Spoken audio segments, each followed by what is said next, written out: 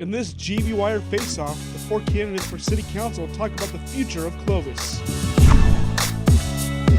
I would hope that they would recognize that I, in some small way, have played a role in making this a community where they want to live, and that because of that they would choose to check the box next to my name.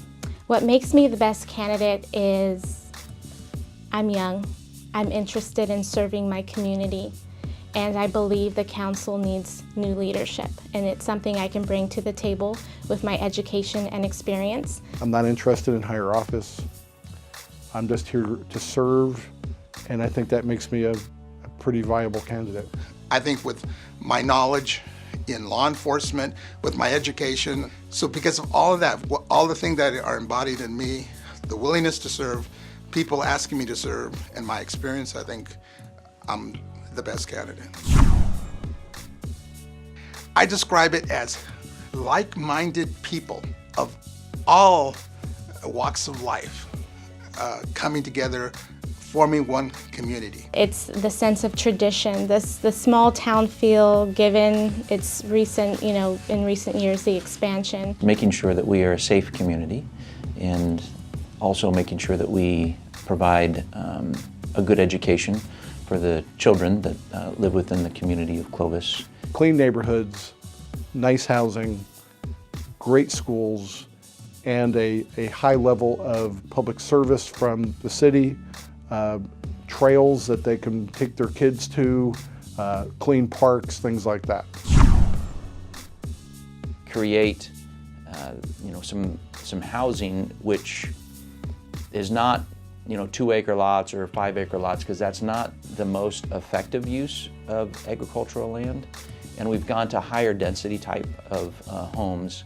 The state law that's going to require us to put in 40 units per acre into some areas. It's sold as affordable housing, but it's actually about density. We have to make sure that we meet the law and also try to keep our head in the right place when we do it. What I want to see is what the people want. And we have to abide by what the state regulations are in terms of having affordable housing. Those things are just inevitable. But I just want to see, I don't want to see more housing. I really don't, because that causes the expansion there. But if it's something they have to do and have to create to have that, support from the state or not be dinged, then so be it. What I'd like to see is legislation to change the regulations that builders can afford to build affordable housing in our city, because it's not that there's no place to build them, it's heavily regulated, and if we get involved as a city, then other regulations take hold and it becomes very expensive.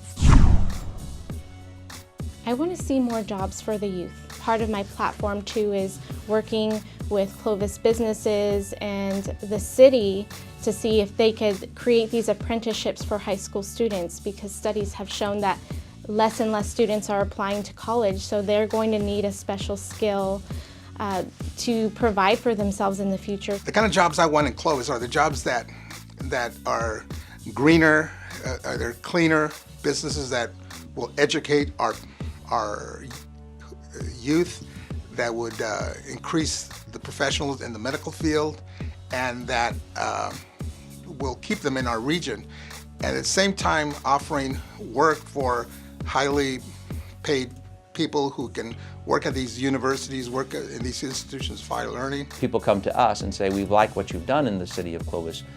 We like that you're family friendly. We like that you prioritize public safety, that education is important to this community. And when they see that, certain professions are drawn to it. And it has, fortunately for us, been a lot of the higher paying types of professions that have been drawn to what it is that we have in the city of Clovis, and we're thankful for that. If we can become a destination for medical, regionally, and even statewide, that would be very big for our tax base, for our property taxes, and it would be important, and it would bring high-paying jobs and not just minimum wage or just a little bit above the minimum wage. So people would be able to work in the community, live in the community, and actually prosper here. We don't break ourselves down into little fiefdoms and argue about territory. In Clovis, we have had the good fortune of having a group of elected officials who represent all of the city of Clovis. It's kind of that old line of, why try to fix something that isn't broken? I'm not a proponent for districts yet. Someone would have to demonstrate to me that there is a need, that there is a group of people or a group of residents that are not being represented fully.